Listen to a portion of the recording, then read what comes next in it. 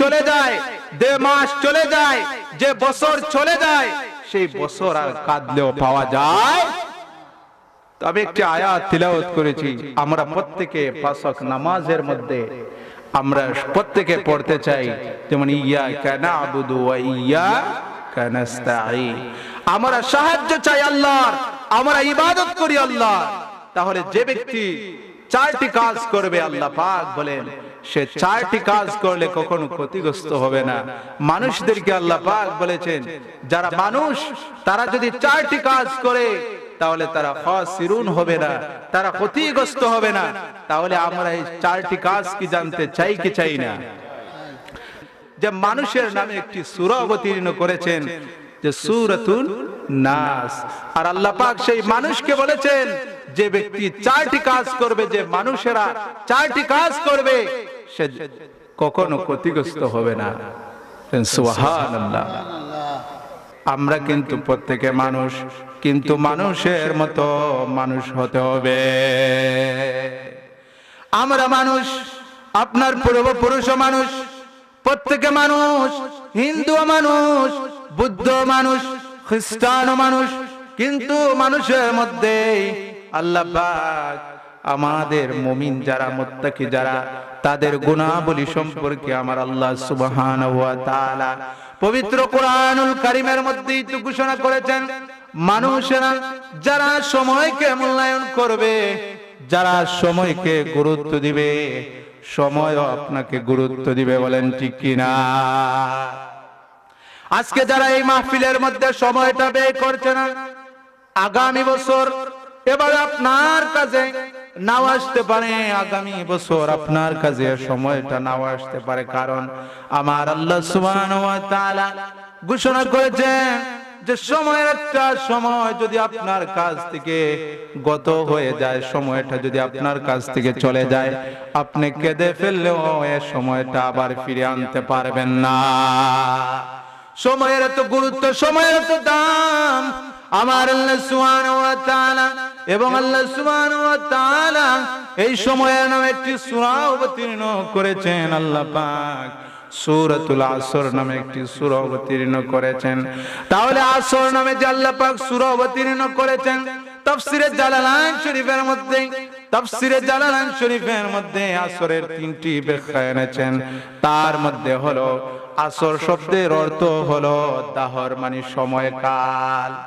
আবার Jalaluddin Suyuti তিনি তাফসীরের মধ্যে এনেছেন দ্বিতীয় নম্বর হলো, যে দ্বিতীয় নম্বর আসরের অর্থ হলো যে সময়টা তার সূর্যাস্ত, পশ্চিম দিকে যখন সূর্যটা হেলে যায়, যেদিন সূর্যটা পশ্চিম দিকে উদিত হয়ে যাবে সেদিন থেকে আর আপনার দোয়া এগুলো আল্লাহর দরবারে কেন গ্রহণযোগ্য হবে না? কারণ হলো প্রতিদিন সূর্যটা পূর্ব দিকে উদিত হয় আবার পশ্চিমে অস্ত যায়। সেদিন যদি আপনি বুঝবেন সময়ের এত দাম, সেদিন আল্লাহ রাব্বুল আলামিনকে এ সময় আপনার তওবা এ সময় কেন কবুল হবে না? কারণ যেদিন কিয়ামত শুরু হয়ে যাবে সেদিন আর আপনার তওবার দরজাগুলা বন্ধ হয়ে যাবে। এজন্য সময়ের এত দাম, আপনি সময়টা আগে কাজে লাগাবেন। যে ব্যক্তি এই সময়টা কাজে লাগাবে তার চাইতে আর বুদ্ধিমান মানুষের দুনিয়ার জমিনে হতে পারে নাই। আবু যর রাদিয়াল্লাহু তাআলা আনহু আল্লাহর রাসূল আকরাম সাল্লাল্লাহু আলাইহি ওয়াসাল্লাম বলেন, সূর্যটা পূর্ব দিকে উদিত হয় আবার সূর্যটা পশ্চিম দিকে অস্ত যায়।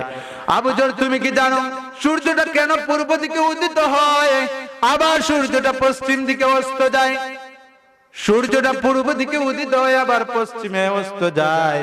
পৃথিবী ঘুরে না, সূর্য ঘুরে, তার চতুর্দিকে তার কক্ষপথের মধ্যে ঘুরতে থাকে। আবু যর বলেন, ইয়া রাসূলুল্লাহ লাব্বাইক ইয়া রাসূলুল্লাহ ইয়া হাবিবাল্লাহ, আমি জানি নাই সূর্য কেন পূর্ব দিকে উদিত হয় আবার সূর্যটা পশ্চিম দিকে অস্ত যায়। রাসূল আকরাম সাল্লাল্লাহু আলাইহি সাল্লাম বলেন, তুমি যে সূর্য পূর্ব দিকে উদিত হওয়ার পর পশ্চিম দিকে অস্ত যাওয়ার পরে সূর্যটা কি করে? সূর্যটা অস্ত গিয়ে আল্লাহ রাব্বুল আলামিনের সেজদারত অবস্থায় সেজদা করে আল্লাহকে সন্তুষ্ট করে, এই সন্তুষ্ট করার পর আবার আল্লাহ সুবহানাহু ওয়া তাআলা সূর্যটা আবার পুনরায় পূর্ব দিকে উদিত করে দেয়। আর মানুষেরা যখন আল্লাহর ইবাদত করে নাই, যখন আল্লাহ রাব্বুল আলামিনের গোলামি করে নাই, তাসবিহ তাহলিল করে নাই, আল্লাহ সুবহানাহু ওয়া তাআলাকে ফজরের সময় দেখে নাই, আল্লাহ সুবহানাহু ওয়া তাআলা এরপর বান্দাদেরকে সুযোগ দেন আমার বান্দা যেন আবার সে তুবু ইলাল্লাহি তাওবাতান নাসুহা, সে যেন আল্লাহ রাব্বুল আলামিনের কাছে প্রার্থনা করে তার গুনাহগুলো যে সময় অন্যায় কোনো কাজ করে ফেলে, নিজের নফসের উপর জুলুম করে ফেলে, আল্লাহ রাব্বুল আলামিন বান্দাদেরকে সুযোগ করে দেন যে আমার বান্দাদের নিয়ে আবার অন্যায় কাজ থেকে ফিরে যায়। বলেন সুবহানাল্লাহ। আর সূর্যটা যদি পশ্চিম দিকে অস্ত যাওয়ার পর সে যদি আল্লাহ রাব্বুল আলামিনকে সন্তুষ্ট করার জন্য সিজদারত অবস্থায় সিজদা করে নাই, তাহলে আল্লাহ সুবহানাহু ওয়া তাআলা আবার সূর্যটা পূর্ব দিকে উদিত করতেন না। বলেন ঠিক কিনা?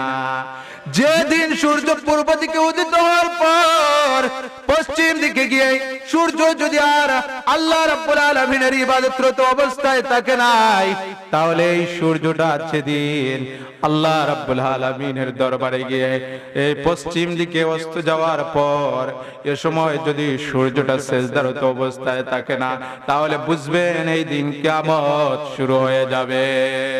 এজন্য আল্লাহ সুবহানাহু ওয়া তাআলা বলেন প্রত্যেক মানুষ ক্ষতিগ্রস্ত হবে, তারা ক্ষতিগ্রস্ত হবে না যারা প্রথম নম্বর হলো আল্লাহ রাব্বুল আলামিনের উপর ঈমান এনেছে।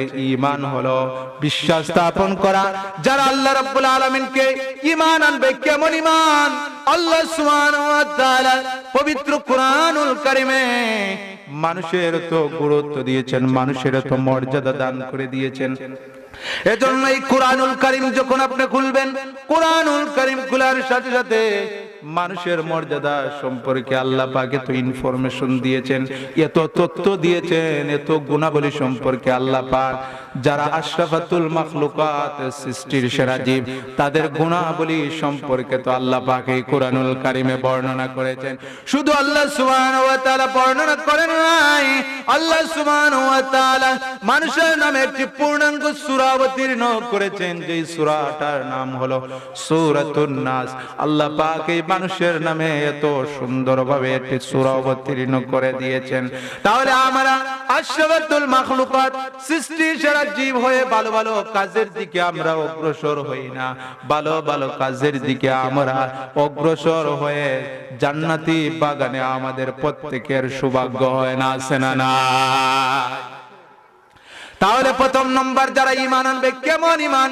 দেখতে কুরআন মে আয় মুহতারাম মুস্তাফা কি উম্মত মে খায়রুল ইমাম, হে সুদীজন তোমরা দেখে নাও মুহাম্মাদের উম্মত শ্রেষ্ঠ কিনা।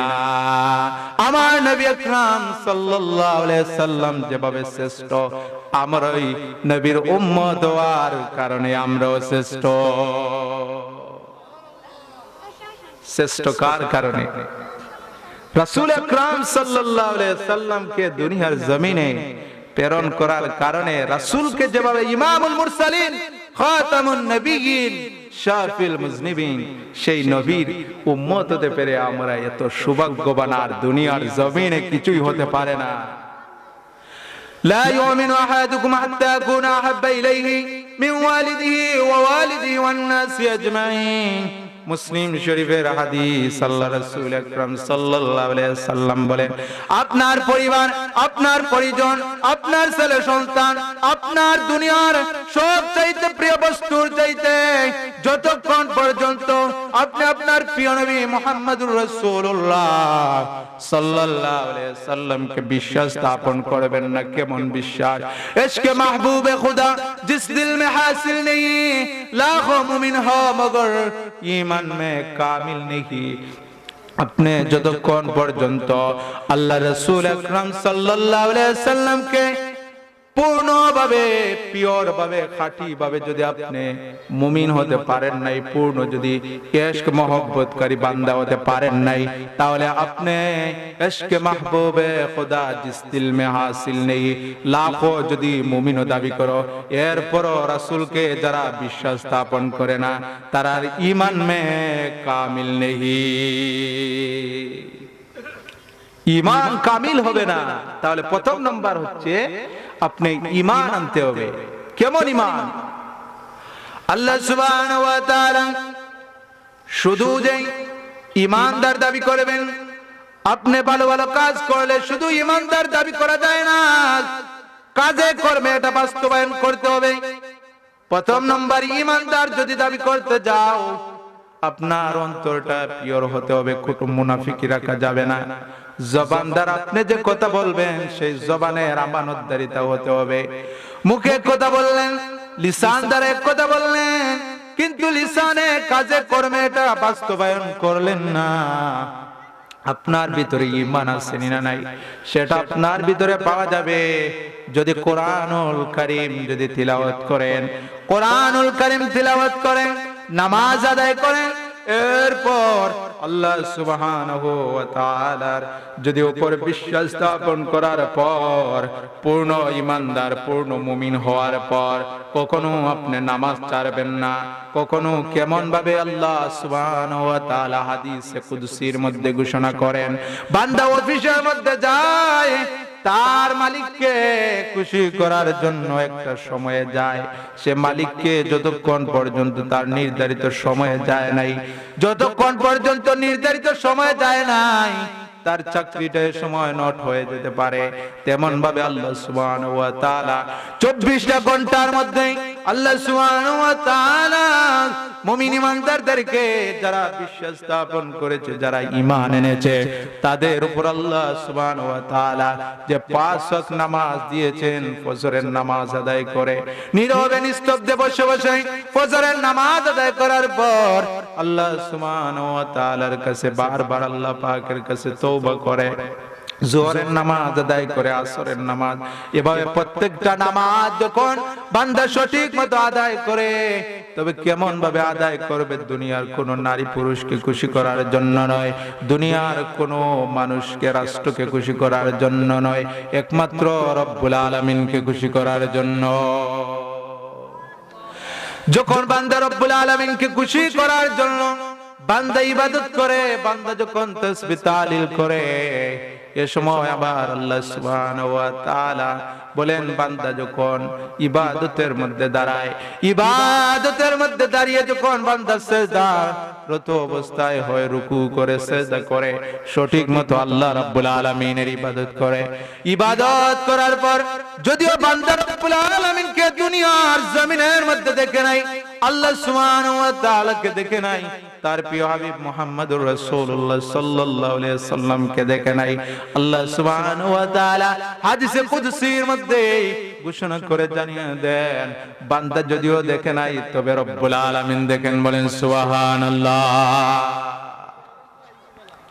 তাহলে প্রথম নম্বর হচ্ছে যারা ঈমান আনবে, বিশ্বাস স্থাপন করবে, ঈমানের সংজ্ঞা হচ্ছে আল ঈমানু তাসদীকু বিমা জাআ নবী সাল্লাল্লাহু আলাইহি ওয়াসাল্লাম, নবী করিম সাল্লাল্লাহু আলাইহি ওয়াসাল্লাম যেগুলা নিয়ে এসেছেন, যে কিতাব নিয়ে এসেছেন, রাসূলকে আপনি আদর্শ মডেল হিসেবে মানবেন, রাসূলকে আপনি পরিপূর্ণভাবে মানবেন। এখন রাসূলের যদি ইত্তেবা অনুসরণ করেন না, আপনি যতই মুমিন হন, আপনি যতই ঈমানদার দাবি করেন, যতক্ষণ পর্যন্ত আল্লাহ রাসূল আকরাম সাল্লাল্লাহু আলাইহি সাল্লামের সুন্নাহ মানবেন না, যতক্ষণ পর্যন্ত রাসূলের এই পাগড়ি পোশাক এগুলা দাড়ি যতক্ষণ পর্যন্ত আপনি রাখবেন না, আপনি যতই বড় নামদারি মুমিন দাবি করেন, যতক্ষণ পর্যন্ত রাসূলের সুন্নাহ আপনি বাস্তবায়ন করবেন না কাজে কর্মে, তাহলে আপনাকে পূর্ণ ঈমানদার দাবি করা যাবে না, বলেন ঠিক কি না? তাহলে ঈমানদার দাবি করতে হলে প্রথম নম্বর মুখ দিয়ে স্বীকার করলেন কিন্তু কাজে করলেন না, হবে না। মুখ দ্বারা, লিসান, জিহ্বা, কাজে কর্মে, অন্তরে, সবগুলা তিনটা ভাবে আপনি পূর্ণ ঈমানদার দাবি করবেন। এরপর দ্বিতীয় নম্বর হলো ওয়া আমিলুস সালিহাত, আপনি নেক কাজ করবেন। দ্বিতীয় নম্বর হলো আপনি যতক্ষণ পর্যন্ত ভালো ভালো কাজ করবেন। যে রমজানুল মুবারকের মাস আমাদের কাছে চলে আসছে, যারা রমজানুল মুবারকের মাস পাওয়ার পর যারা আল্লাহ রাব্বুল আলামিনকে সন্তুষ্ট করার জন্য যখন বান্দা ইবাদত করে ফেলে, তারাবির নামাজ আদায় করে, এরপর রমজানুল মুবারকের রোজাটা সঠিক মতো আদায় করে, দুল্লানি ফাকালা দুল্লানি আলা আমালিন ইযা আমিলতুহু দাখালতুল জান্নাহ। বান্দায়ের সময় আল্লাহ সুবহানাহু ওয়া তাআলার তার প্রিয় হাবিব মুহাম্মদুর রাসূলুল্লাহ সাল্লাল্লাহু আলাইহি ওয়াসাল্লাম জানিয়ে দেন, যারা রমজানুল মুবারকের রোজাগুলা সঠিক মতো আদায় করবে, তাদের বিনিময় আমার আল্লাহ সুবহানাহু ওয়া তাআলা তাদেরকে জান্নাত দান করে দিবেন। বলেন সুবহানাল্লাহ। তাহলে রমজানুল মুবারকে যে আমাদের সামনে চলে আসছে, আমরা এ সময় বলবো না যে আমরা রোগ, আমাদের বিভিন্ন ধরনের সমস্যার কারণে আমরা রোজা রাখতে পারি নাই। যদি কোনো ইমানদার, কোনো মুমিন মুমিনাত রোজা রাখার জন্য যখন বান্দা সঠিক মতো আল্লাহর বিধিবিধান আহকামগুলো পালন করে, আর আহকামগুলো যদি পালন করে যদি তার শাহাদাত বরণ করে, তাহলে ওই বান্দা তো জান্নাতের মধ্যে প্রবেশ করবে। তাহলে আপনার এই যে সামনে আসছে কোরআন তিলাওয়াত করবেন, এই যে গোদাবরী কেন্দ্রীয় জামে মসজিদের মধ্যে দারুল কিরাত রয়েছে, আপনার ছেলে সন্তানদেরকে যদি এই দারুল কিরাতের মধ্যে আপনি ভর্তি করে দেন, তাহলে মরণের পর আপনার কোনো যদি ছেলে সন্তানদেরকেও খুঁজে পান নাই, তাহলে এই মহল্লার মধ্যে যদি আপনার চাচা বাতিজা যদি থাকে, তাহলে কোরআনুল কারীম ইন্তেকালের পর তিলাওয়াত করবে। বলেন ঠিক কিনা? এখন যদি আপনার ছেলেকে, আপনার পরিবারের বিবিকে, আপনার মেয়েকে, আপনার ছেলে সন্তানদেরকে আওলাদে হাসানা যদি বানিয়ে যেতে না পারেন, তাহলে মরণের পর দেখবেন তবলা ডুল বাজাবে। বলেন ঠিক কিনা? আপনার ছেলে সন্তান দেখবেন যদি আপনি আওলাদে সালেহ যদি দুনিয়ার জমিনের মধ্যে আপনি আওলাদে সালেহ যদি বানিয়ে না যেতে পারেন, তাহলে দেখবেন আপনার ছেলে সন্তান আপনার কথা শুনবে না। কথা শোনার জন্য আল্লাহ রাসূল আকরাম সাল্লাল্লাহু আলাইহি সাল্লাম তিনটি আমল আগে জানিয়ে দিয়েছে। মুরু আওলাদাকুম বিসসালাতি সাবঈ সিনিনা, যখন আপনার ছেলের বয়স 7 বছরে উপনীত হবে, 7 বছর যখন হবে, সে সময় তাকে সময় বাবা নামাজ পড়বে। আপনার ছেলেকে এ সময় নামাজের জন্য জুব্বা পরিধান করে, এ সময় পাঞ্জাবি পরিধান করিয়ে নিজে নিজে নামাজের জন্য মসজিদের মধ্যে নিয়ে আসবে। যখন আপনার ছেলেকে এবারে মসজিদের মধ্যে নামাজের আপনি যখন তাগিদ দিবেন, আর এই ব্যক্তি দেখে দেখে আপনার ওয়ারকাও মারা কিনে কে ওপরে দেখে দেখে যখন নামাজটা প্রশিক্ষণ ভাবে প্র্যাকটিক্যাল ভাবে শিখে নেবে, নামাজটা যখন আদায় করার জন্য প্রচেষ্টা চালাবে, বড় হয়ে দেখবেন ওই ব্যক্তি কখনো নামাজ থেকে বিরত থাকবে না। আপনি নিজেও নামাজ পড়লেন না, আপনার ছেলেকে নামাজের জন্য একদিন তাগিদ দিলেন না, এই ছেলে কিভাবে নামাজ আদায় করবে? দেখবেন অনেক সময় ইমাম সাহেব যদি থাকেন না, মুসল্লি যদি একজনকে বলেন ভাই আপনি ইকামত দেন, আমরা তো অনেক সময় এটা ফেস করতে হয়, সামনাসামনি দেখতে হয়, ইকামত পর্যন্ত দিতে পারে না এমন মুসল্লি আছে। কিন্তু আমরা একে অপরের মধ্যে দলাদলির কোনো অভাব নাই, আছে না? না, আপনার জিহ্বা, এই লিসান দ্বারা যদি আপনি কোনো মানুষকে কষ্ট দেন নাই, তাহলে আপনিই হবেন প্রকৃত মুমিন। তাহলে দ্বিতীয় নম্বর যে আপনি নেক আমলগুলো করবেন, আপনার ছেলেকে 7 বছর হলে নামাজের জন্য তাগিদ দিবেন, এরপর যখন 10 বছর হয়ে যাবে, এ সময় আপনার ছেলেকে, এ সময় ইসলাম ধর্মের মধ্যে বলা হয় যে আপনার ছেলেকে এ সময় বিছানাগুলো পৃথক করে দাও। যে সময় আবার 10 বছরে 12 বছরের মধ্যে উপনীত হয়ে যাবে, সে সময় নামাজ পড়বেন না। ওয়াদ্রিবুহুম, তাকে সময় পৃথক করার পর তাকে সময় আঘাত করতে পারবেন, কারণ নামাজের সময় তার উপর ফরজ হয়ে যাওয়ার পর এ সময় আল্লাহর বিধান এ সময় তার মান্য করা ফরজ হয়ে যায়। তাহলে দ্বিতীয় নম্বর, আপনি ওয়ামিলুস সালিহাত রমজানুল মুবারকের মধ্যে আপনি বেশি বেশি করে কোরআনুল কারীম তিলাওয়াত করবেন, তারাবির নামাজ পড়বেন, রোজাগুলো সঠিক মতো আদায় করবেন। যদি এগুলো করতে পারেন তাহলে আপনি কখনো ক্ষতিগ্রস্ত হবেন না।